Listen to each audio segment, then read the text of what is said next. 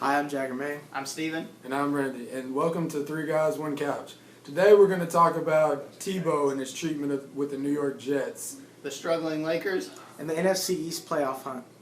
We're going to start off talking about Tim Tebow and his mistreatment of the New York Jets, which most people think he's being mistreated. But what do you guys think? I completely agree. He's being mistreated by that whole organization. He's a quarterback. He needs to be playing quarterback, not punt protector. He doesn't need to be used as a decoy or a gadget. When you're a quarterback, you need to be playing quarterback. And he can't be coming in and playing worse than Sanchez because Sanchez is playing at an all-time low. 4 interceptions tonight, does it every game. Completion percentage is low, about the same as Tebow's, if not worse. And the thing is, do you want a quarterback with a low percentage that can run or one that can't? And you know Tebow can create plays. All he does is win. That's all Tebow does. And if the Jets would have used him all season, they could have been a playoff contender, in my opinion. But I don't think they're going to. They should use them. I don't think they're going to, even though they should have. And he's probably going to be in Jacksonville next year. I hope so. I also agree that Tim Tebow is being mistreated, but I'd like to take a different spin off that I don't think necessarily Tebow should be the start. Tebow shouldn't have been in with the Jets in the first place. I don't think he fits the scheme. There's not enough weapons that fit a Tim Tebow offense. I also got to give Mark Sanchez a little bit of a benefit of the doubt because he's been through different offensive systems since the firing of Brian Schottenheimer and bringing in Tony Sparano.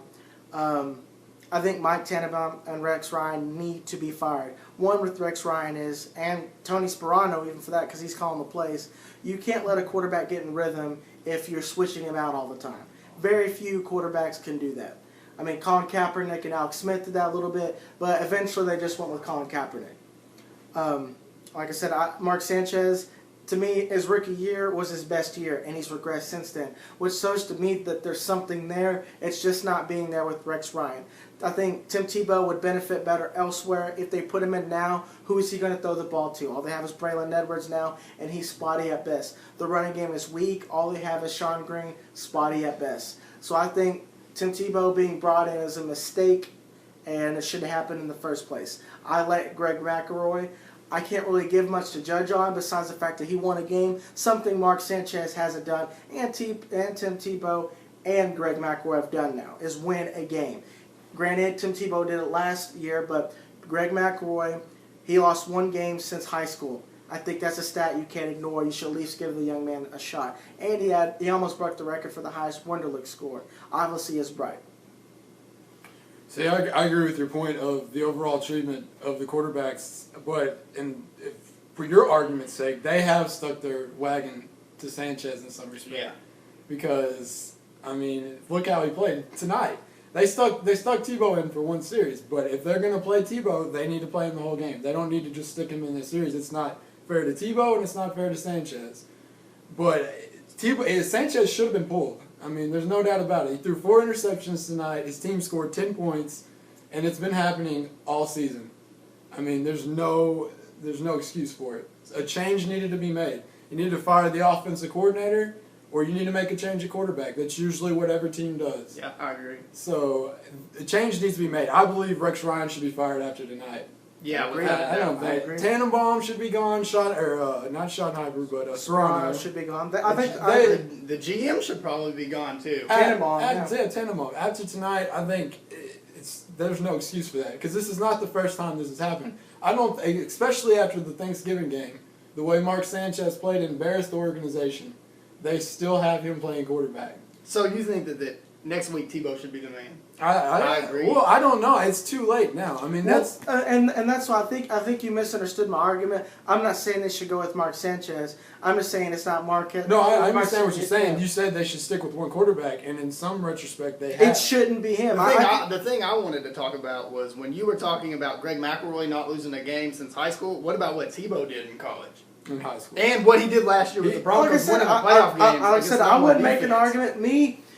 Because of Tim Tebow, what kind of weapons that I'd want to see in him, I would like to see a lot of running game firepower. They have a great offensive line. They do. They have 2 or 3 Pro Bowlers on that offensive line. 4 ex-Pro Bowlers. And I think if you put Sean Green and Tebow's a weapon all in himself anyway. McKnight, Sean Green and McKnight, and Tebow in the backfield, I think that could be a lethal backfield. I honestly do. And I think the tight end there also, with Justin Keller, would give him a great option at tight end because he didn't have that in Denver. He didn't have a good option at tight end in Denver. I think, and he had it at Florida, had the fast receivers at Florida. And Hernandez. Yeah, he had Hernandez at Florida. He had the fast receivers. Percy Harvin. And he'd have that at Stephen Hill's a burner. He could get downfield pretty quickly. And he has a decent backfield and a very good offensive line. It's not looking good because they don't have a good quarterback back there. They don't have consistent play. Sanchez is atrocious. He is. Well, my argument in here is it's not that I don't depend on Tebow. I don't believe in Sean Green. Every year is supposed to be his breakout year, and he doesn't do it. Well, I saw it in the first half today when they went in a Gator heavy formation. Sean Green fumbling a snap. I don't think mentally he can. It's not his style of offense. He's a one-cut back. I think that thing is because they can just key in on Sean Green because they know Sanchez can't throw the damn ball. Yeah. That's it. Sanchez can't throw the damn ball. So how can Sean Green get carries and pick up yardage if they don't? 11 guys in the box. Yeah, when you got 8-9 guys in the box, it's kind of hard. And he's not a burner. He's a power back, so he's going to get 3-4 yards. And one reason why I think that with Tebow that I wouldn't put him in here is just because the cancerous organization of the Jets. From the teammates. How many teammates? Yeah, they came out and said he was terrible. He was already. terrible. I don't think the team will play for Tebow. We heard that before in Denver before he went in, though. Yeah. They didn't want to play for him either, but when he went in, they sure did pick it up. I mean, what we're hearing now, the locker room's kind of divided in Denver, it sounded like, about Tebow, because you got people like Champ Bailey coming out and still supporting him. Going to be a Hall of Famer supporting him. Still supporting him, but you still got Demaryius Thomas was kind of taking shots at him, after he already That's left. the receiver diva mentality, though. Me. That's why, because he didn't get enough touches. Yeah, and a lot of people in that locker room probably discredited him because he got all the credit. Yeah. And they probably... They're jealous. Matt Prater, Demaryius Thomas. And I think that's what the Jets are scared of. I think if they think Tebow's going to come in, and if they do start winning, who's going to get all the credit? And I don't... Tebow. And that cancerous locker room is not going to like that at all. And that's why I'm saying that I would not give Tim Tebow... I guess it doesn't matter at this point. They already lost the playoff hopes. I'd give Tim Tebow the start.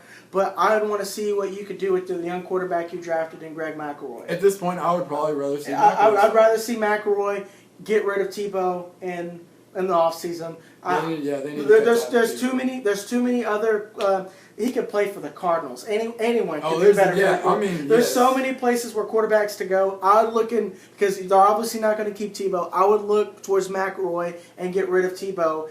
Find your other options. Sanchez. And they're going to cut ties with Tebow, not Sanchez. They have too much money invested, even though they should. And it's guaranteed regardless. They can't. So the thing is, Tebow's going to be gone. Now, where should Tebow go? I think Kansas City because they have a lot of weapons. Y'all talk about weapons. I agree with Peyton Hillis and Jamal Charles. You have a decent tight end. He's not great, but he's Tony decent. Moyaki and Kevin Boss can come back too. Yeah, and then you have Dexter McCluster, who's your little Percy Harvin. I think it'd be a good fit. And they have a pretty decent defense in Kansas And I think City. that would give Dwayne Bowe an incentive to stay at Kansas That's City. a good point. No, Dwayne Bowe wouldn't like that. Receivers don't like playing with Tebow for the most McCluster part. would.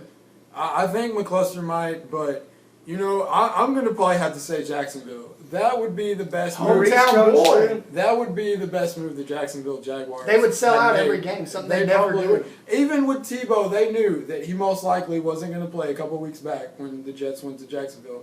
They still sold probably the most tickets all year. And he's backup quarterback. And believe it or Just not, to look at him I like. Granted, Jacksonville hasn't won a whole lot of games. I'm not talking about football. I mean, if you want to talk about football, all he's going to have is Maurice Jones-Drew. But as far as ticket sales and merchandising, and he would be loved. He would be loved there. But here's what I'm saying: as a football aspect, that mentally and having support helps out eons in your gameplay. But I like what they're doing there, specifically with that receiving core, which is sneaky good. Justin Blackmon has decided to wake up and play some football. He's a great football player. He is explosive. I don't like him so much in the deep game, but I like what he can do across the middle, which Tebow would do great at with the West Coast style passing game. Cecil Shorts. I think Mercedes Lewis would benefit too. Mercedes Lewis, he's having complaints that he's being misused. I think that is an underrated receiving core that is just begging for a quarterback, and I think that would be the best fit for it. Well, I don't think the receiving core would benefit from Tebow because obviously it's going to be ground and pound. We've already seen that from where he was winning. But the Jets play don't action even will really open know. up Cecil Shorts in that deep. I don't. It would be a option style offense. So I mean, I guess play action in some respect. It would be exactly what the Redskins are running, the Carolina Panthers are running, The 2010 Broncos. and yeah, the Broncos. 2011. Well, Kind of I what don't the even think, I 49ers don't even are think running. the Broncos at that time were using him correctly. I think the formula to use Tim Tebow is what they're using in Washington, what they're using in Carolina, and now with San Francisco. They're Well, running to that. me, I think Tim Tebow is bright enough and has the want to and the work ethic to run more towards a There's a key word you used that hadn't been said yet. That's probably the most pivotal. Is work ethic. work ethic. He works. He's the first Like one I in, said, last one out. to me, like I said, coming in the draft, Tim Tebow, he'll play tight end, he'll play fullback. To me, if Tim Tebow wants to play quarterback, he'll be good enough to play quarterback. Yeah. And I see him leaning towards more the San Francisco 49ers if they let him unleash and open up his firepower using that receiving core. But moving on. Well, we're gonna talk about the Lakers now, and they've been off to a pretty early struggle this season, and I don't know if they're gonna be able to turn it around or not. What do you guys think? I don't think they can turn it around. The reason why I don't think they can turn it around is just because Mike D'Antoni's going to stay there. He's going to try to force this offense to work. Steve Nash is going to come back, and Kobe doesn't like the ball not in his hands. He doesn't work well like that. It's not his playing style. He does better with the... He's not so much a spot-up shooter as he is, let me do my work and make it Kobe. Dwight Howard, I think he can do better, and I think Pau Gasol, I don't think he's going to do well. Metal World Peace is going to be Metal World Peace. As long as he doesn't punch anyone in the face, he's going to keep doing his job, which is defend. And to me, he's a spark plug to that offense. I don't think the Lakers are going to get it done this year. I don't. And it's not Kobe's fault. Kobe's going to put up his numbers. I think Dwight Howard will end up putting his numbers, and he'll get his free throw situation worked out. But I don't think when Steve Nash comes back, that's just going to throw in another rock in the clock. I don't see him come back out there. Randy? It's double-sided with this. I obviously think they're going to improve, but not to the point where it's going to matter anything in the playoffs. So, I mean, them getting Steve Nash is going to help. That's going to get them to the playoffs. I figure they're going to be 6th, 5th seed, and they're going to improve, obviously, from where they're at now. But as far as playoffs go, they're going to get ousted in the first or second round. I mean, there's no fixing that. They should have hired Phil Jackson when they had the chance. That's management's fault because Phil Jackson wanted to come. He came out and said he wanted to come. And they went another direction. They went with D'Antoni, and it's going to come back to haunt them in the end. Now, as far as Paul Gasol goes, he's the key component here. Whether if he plays better or it depends what they get from him in a trade. If they're able to get something from him in a trade, more spot-up shooters for the system, then I think they may be able to shoot up even higher. But I don't think the way they're going now, he's going to fit in very well. I think he's going to have to be traded. Now, who they're going to get, they're going to have to go out and look for more spot-up shooters. Yeah. So that's their number one priority for the Mike D'Antoni system, and they're going to have to get younger players.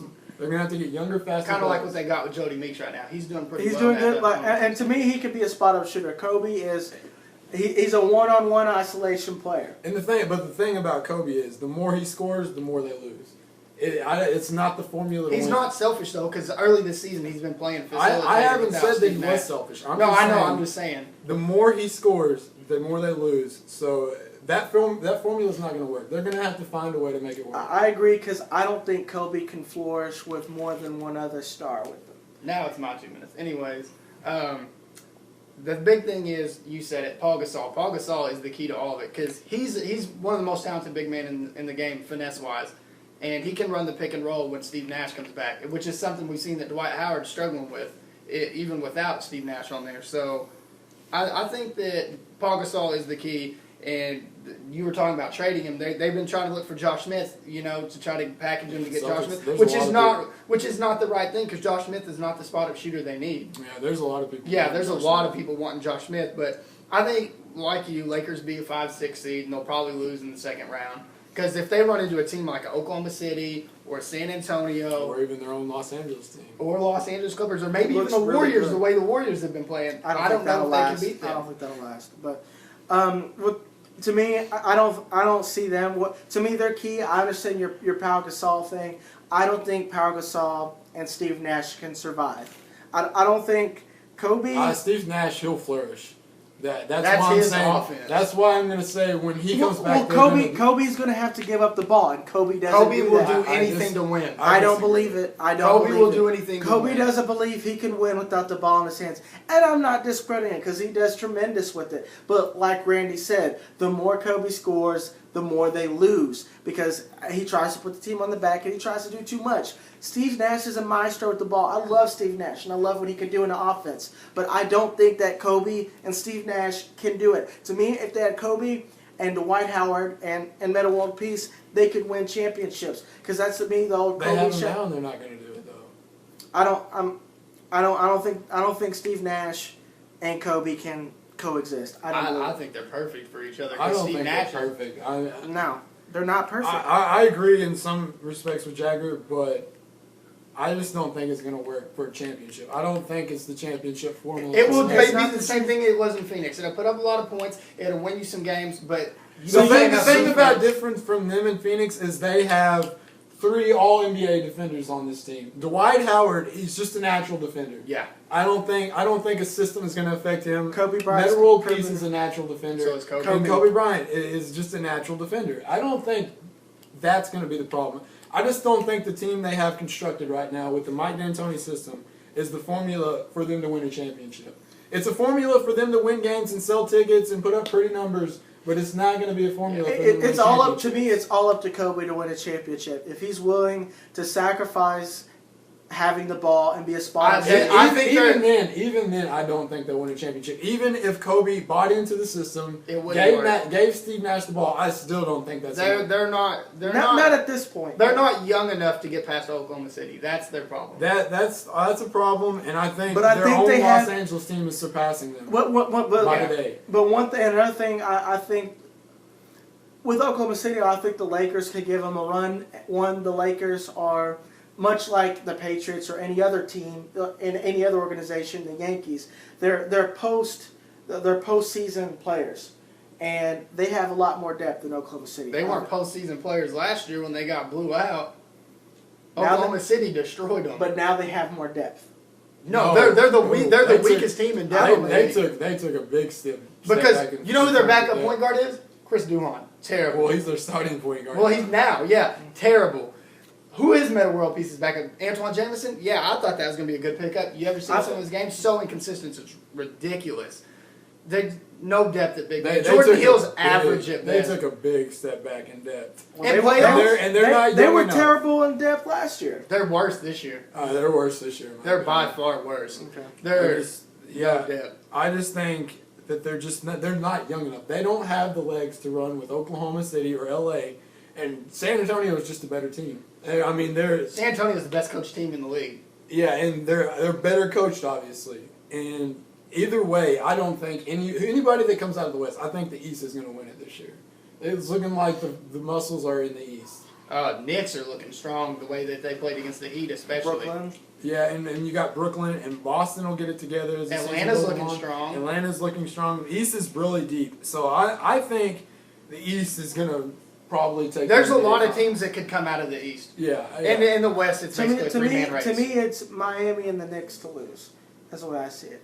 Yeah, I think there'll be more teams emerge. Like, I think Boston's going to emerge. Boston was They a game did away the same, from it last They did year. the same thing last year. Yeah, they had a losing struggled, record at the All-Star and break then last year. they struggled early on, and then they got together because one, Doc Rivers is a great coach. He'll get it he's turned he's a around. good coach. He's a great coach. He'll turn And it Rondo around. is an elite He's player. a maestro. He's the best point guard He's in the the best league right now. best point guard in the league right now. He is a floor general. He puts up triple doubles. They're looking to move Courtney Lee right now. I'm interested to see what they're going to move him for because we obviously need a big man that can rebound. Yeah, because Avery Bradley just came back. Avery Bradley returned to practice today. That's good news for the Celtics for sure. I think it's what you said. The Knicks, the surprise team in the NBA. It's them, the Heat. Brooklyn is making a serious case. It's up to and Brook Boston. Lopez. And Atlanta. And I don't think Atlanta is going to. To me, if Atlanta, if they're not going to be one and done, they'll. What tells me nice. what tells me the Atlanta doesn't even have faith in themselves if they're looking to move Josh Smith. So that tells me all I need to know. To me, Maybe they're just going with a different style. To Maybe me, that's why they're interested in a Paul Gasol. he's a poor man's LeBron James, and I mean, It's okay comparison. That's but a I don't. That tells me all I need to know. If they're trying to move at least one of their two best assets, then that tells me all I need to know. About Probably their Hawks. best asset. Yeah, And Al Horford. Al Horford's really good, but to the NFC playoff race. I'll let you start off with this one. Who do you think is leading the NFC East playoff race? Ooh, NFC East. How does it look for you? Well, we know that the Washington is leading it, because It's the a three. tiebreaker. Essentially, it's a three. Yeah. To me, it's a tie. But they got Who's the gonna come tiebreakers up over there? everybody else. Yeah. Well, and the season doesn't end today. I so. know what you're saying. But I think the Cowboys are going to win it. Tony Romo came on in the last month. He's becoming clutch. He's showing that he's on that borderline of elite and that he's done, being disrespected. He's gaining his respect. He's earning it. And with DeMarco Murray coming back, they're looking pretty strong. And Des Bryant showed some heart coming in the game, playing with a hurt finger. Des Bryant surprised me. I figured he was just going to be a decoy.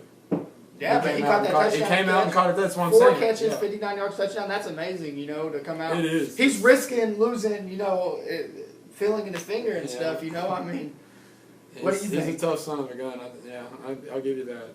But I think the Cowboys are going to do it. I think the Giants are falling apart at the wrong time, which is usually the opposite. Usually they're clicking at this time, but they went backwards this year. They're taking steps backwards, and I don't like where they're going. And as far as the Redskins go, they go as RG3 goes. If RG3 is able to carry them like he has these last few games, they're obviously statistically the hottest team in the NFL right now. Yeah. Offensively, they're number 2 behind the Patriots. I mean, they're hot right now, but I don't think they have the defense when it counts to make that serious run. And that's what I agree with you, because to me, when it comes to the last quarter of the season, I can't even say so much last half, because right now is when the teams are really trying to grind out wins and stuff like that. It comes to a momentum race, and right now the Cowboys and the Redskins have momentum. Eli Manning has killed the momentum, and the Giants defense has killed the momentum of them. I think they're going to be done. They're playing flat. They're playing terrible football. They're not playing good football. Eli Manning is not playing good football. Whiny Justin Tuck has not taken his defense and produced sacks. He hasn't produced. They haven't wreaked havoc. I haven't seen the same Jason Pierre-Paul that I saw last year. When he wasn't getting pressure in your face, when he wasn't even sacking you, he was swatting the ball down. He was J.J. Watt before J.J. Watt was cool. I mean, that's what I see in that. Justin Tuck needs to lead his defense. Eli Manning needs to lead his offense. Where I agree with Randy said it right to me. Where I see the Cowboys ahead is they both have the momentum. Cowboys have the defense. Washington doesn't. RG3 can't go out there and play corner and safety. They don't have a pass rush. Both Brian Orakpo, All-Pro gone. Ryan Kerrigan, the young gun who was leading the team. Well, with the Cowboys are also having problems with injuries because Claiborne has been injured. What was you talking about? Ryan Kerrigan's out there. He's out, is what I'm saying. They don't have a Yeah. pass rush. To me, even with the hurt Maurice Claiborne, they can almost benefit because he's not making mistakes. The thing about the Cowboys, I think they got hurt at the right time, honestly. Yeah, because now their players are healthy for a playoff run. No. Look, they had, because all the players they lost, like all their middle linebackers, they lost 2 or 3 inside linebackers, but they've had people come in and get acclimated to the system. Yeah. So now they're ready. But the Redskins, they just been falling like flies throughout the season. Like I said, they don't have anyone. To me, where they did have bright spots, barely bright spots. Brandon Merriweather is the most inconsistent player on that defense. I mean, they have Dowdy on there, like a no name essentially, playing for strong safety for him. To me, he's more of a run support guy. They don't have anyone that can stop the pass besides D'Angelo Hall, and D'Angelo Hall can't stop every receiver. And say what you want about the Ryan brothers, but they know how to coach defense. Yeah. I think I'll take Rob Ryan's defense over Washington coach defense. And one point that you said on there is the reason why Rob Ryan is great at creating pressure without having to blitz. He does. I think they're That's the credit to his personnel changes. He's brought in his people that he's wanted. To me, I think they're first or second and least amount of blitzes on there. And Brandon Carr showed up And last week. he knows when to bring the pressure. Yeah. Do these two teams play in the last week of the season against each other? Yeah, Washington and that's what I was about to ask. That's what I Okay, was about now to say see, earlier. when it comes to this game, I believe in Dallas in this game because I believe in Tony See, Romo that's- over a rookie. but that's what I was quarterback. going to ask In a y'all. big game pressure, That's what I was gonna ask I don't y'all. believe in a rookie quarterback. I was going to ask y'all if we were in agreement that it's going to come down to Washington and Dallas. It's Well, going to come yeah. down to Washington, Dallas. That last It's going game. to come down to that Week 17. And like I said, I give the Cowboys the edge, but I'm not going to give them the whole cookie for the simple fact it is a huge rivalry game, and they're playing at Washington. Jerry Jones will come and take your cookie. Oddly, oddly enough, I think the Cowboys have played better on the road. They have Yeah, the dude. discipline to go to the road. They have the discipline to do it. Now, They have a home disadvantage. but almost they feels like. were in this same situation last year at New York. Last game of the season, winner goes to the playoffs, and they blew it. The overthrow from Tony And I was Romo. about to say, I've seen Tony Romo clutch, but to me, he's grinded out a win. To me, this is a big game. To me, But we're not there yet. That last Washington game, and Dallas is still. like I gotta said, win. that last game is a play. That's their playoffs. To me, that's their. And first They're round. in the That's playoffs why- right now. yeah, Dallas and Washington. Everybody in the NFC is in the playoffs right Yeah, now. Yeah, NFC all East. three of those Yeah. teams. Yeah. To me, that is their first round of the playoffs. And No, I that's disagree. I believe all three teams are in the playoffs right now because these last two games are must wins for every team. Yeah, every team. Oh, is right in- now you said. Yeah, I believe their playoffs they're start all this must week. wins because who do the Cowboys have coming up this week? They have. I'm not sure, but I know that it's must win for all three teams, obviously. And then I think the Giants are playing. They have a tough team. I just can't recall who. I'm they're about playing. to tell you who each team's playing next week. Dallas is at home against New Orleans. It's a tough game. Tough New game. Orleans- Washington's on the road with Philly. That's a win. I'll give them that I one. think Giants Washington play took care. Baltimore. Giants are probably going to be eliminated this week.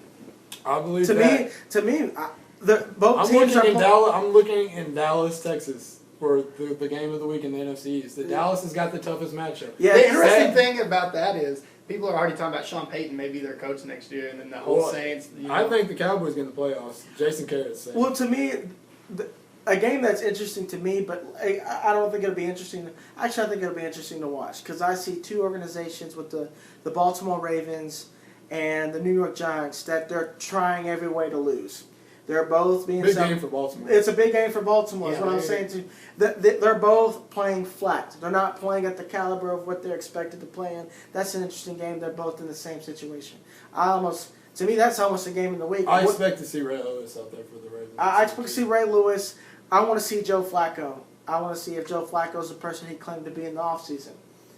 And The Ravens are riding and dying with Flacco. with Flacco. They're just It's dying. make or break with Flacco. Torrey Smith, if he, I think now he has to go through a concussion test. I don't expect Torrey Smith being in there. And Anquan Bolden isn't the Anquan Bolden of old. To me, he's clutch and he moves the change, but he's not a big. This comes down. They have to get Ray Rice the football. They got to find ways to get him the football. Whether it's a screen, whether it's a dump Hey, off. diddle diddle Ray Rice up the middle. Yeah.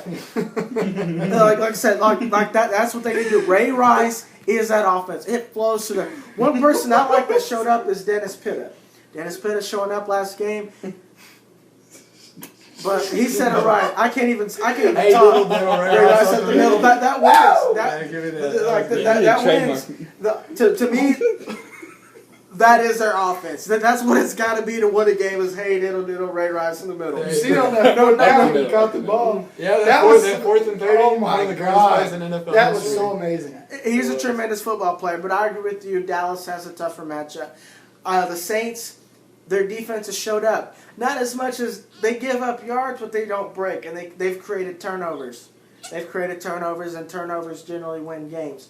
And Drew Brees is a veteran quarterback who is clutch. To me, I'd rather have him on my team. He's also a veteran quarterback with 8 losses, and he's about to have another one. He can't play defense. Yeah. So. Well, that's all we have for this week.